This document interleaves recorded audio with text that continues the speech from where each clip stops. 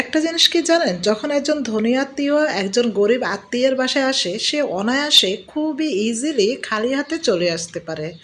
আবার ওই ধনী আত্মীয়ের বাসায় যখন একজন গরিব আত্মীয় যায়, সে চেষ্টা করে কি থেকে কি নিবে। যদিও তার ওইরকম সামর্থ্য থাকে না, সে অনেক সময় চেষ্টা করে ধার ঋণ করে হলেও ওই ধনী আত্মীয়ের বাসায় ২ হাত ভরে নিয়ে যাওয়ার জন্য। আসলে এটাই হচ্ছে বাস্তব। আর ওই ধনী আত্মীয় যদি গরিব আত্মীয়ের বাসায় আসে, গরিব আত্মীয় চেষ্টা করে কি থেকে কিভাবে ১ কেজি গরুর গোশত আনা যায়, কিভাবে ভালো, ভালো আইটেম তাদের জন্য রাখা যায়। কিন্তু সেম ওই গরিব আত্মীয় যদি আবার ধনী আত্মীয়ের বাড়িতে যায়, তখন ওই গরিব আত্মীয়ের জন্য ১ কেজি গরুর গোশত কেনা তো দূরে থাক, ভালোভাবে আপ্যায়নটুকু করে না। তারা চিন্তা করে যে ওই গরিব আত্মীয় তার বাসায় যেভাবে খাবার-দাবার করে, তাকে তো এত মানে গরুর গোশত এনে তারপর ভালোভাবে আপ্যায়ন করার তেমন কিছুই নেই। কারণ সে তো এগুলো দেখতেই চোখে দেখে না আর খায়ও না। তো সে এগুলোর যোগ্য না। এটাই হচ্ছে আমাদের বর্তমান নোংরা সমাজের নোংরা কিছু আসলে প্রতিচ্ছবি। এটা খুবই বাস্তব। শুনতে খারাপ লাগলো বা অনেকের কাছে এই জিনিসগুলো অবাক লাগলো, এটাই আসলে চিরন্তন সত্য বর্তমানে। তাই দয়া করে এরকম ধনী হবেন না যে গরিব আত্মীয়কে ভালোভাবে ১ কেজি গরুর গোশত দিয়ে আপ্যায়নটুকু করার মতো মন মানসিকতা আপনার নাই। তার মানে আপনি একটা ছোট লোক। এমনকি ওই গরিব আত্মীয়র বাসায় যাওয়ার সময় যে আপনি হুড়হুড় করে খালি হাতে চলে যান, তারপর দেখা যায় কিছু নিলেও সেটা আপনার সামর্থ্যের তুলনায় একেবারেই নগণ্য। এগুলো আসলে ছোট লোকই ছাড়া আর ছোট মন, নোংরা মন ছাড়া আর কিছুই না। তাই এরকম আত্মীয়স্বজন আসলে আমাদের সমাজে বা আমাদের সকলেরই আশেপাশে রয়েছে।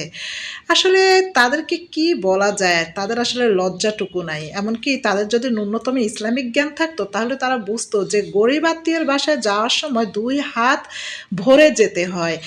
এমনকি ওই গরিব আত্মীয় যখন আপনার বাসায় আসবে, তাকে তার আম যেমন আপনার সামর্থ্য রয়েছে গরুর গোশত কেনার, আ আপনি ১০ কেজি অনায়াসে কিনতে পারেন। ১০ কেজি তো কেনা লাগে না। আপনি সেই গরিব আত্মীয়কে যদি ১ কেজি গরুর গোশত কিনে তাকে ভালোভাবে হাসি মুখে মানে আপ্যায়ন করেন, ভালো মাছ কিনে খাওয়ান, তাহলে নিশ্চয়ই আপনার সম্পদ থেকে কমে যাবে না বা আপনার ভাগে ১ টুকরো মাংস কম পড়বে না। আপনার রিজিকে যেটা আছে বরঞ্চ এর থেকে বেশি মহান আল্লাহ পাক খুশি হয়ে আরও বাড়িয়ে দিতে পারেন ওই গরিব আত্মীয়ের রুহের দোয়ায়। তাই আসলে আ নিজের ছোট মনটাকে একটু বাদ দিয়ে মনটা একটু বড় করে দেখুন। দুনিয়া অনেক সুন্দর। আর মহান আল্লাহ পাকের রহমতও অনেক সুন্দর। আর আমাদের ইসলামে রয়েছে যে ধনী আত্মীয়ের সম্পদের ভিতরে গরিব আত্মীয়ের হক রয়েছে। সেটা হচ্ছে জাকাত। তবে আমাদের ধনী আত্মীয়রা আজকাল জাকাত দিবে দূরে থাক। তারা কোরবানি দিলে সেই কোরবানির সরি ১ টুকরো গোশত পর্যন্ত তাদের গরিব আত্মীয়দের দেয় না। তারা নিজেরা নাকি খাওয়ার জন্যই কোরবানি দেয়। অথচ এই কোরবানি আল্লাহর রাস্তায় দেওয়ার জন্য বলা হয়েছে। হায় রে দুনিয়া, হায় রে আত্মীয়স্বজন। এটাই হচ্ছে দুনিয়া। আসলে আপনার আশেপাশে থেকে থাকলে আপনিও কমেন্টস করে জানাতে পারেন এরকম আত্মীয়র কথা। আসলে কি আর বলবো, সমাজটাই আসলে আজকাল নোংরায় ভরে গিয়েছে এসব নোংরা আত্মীয়স্বজনের জন্যই। আসলে ধিক্কার জানাই এসব কোটিপতিদের। ধিক্কার জানাই তাদের ওইসব সম্পত্তিকে। আসলে যেসব সম্পত্তি থেকেও তাদের গরিব আত্মীয়দের কোনো প্রকার লাভ হয় না। বরঞ্চ তারা হেনস্থা হয়, পদে, পদে ছোট হয়।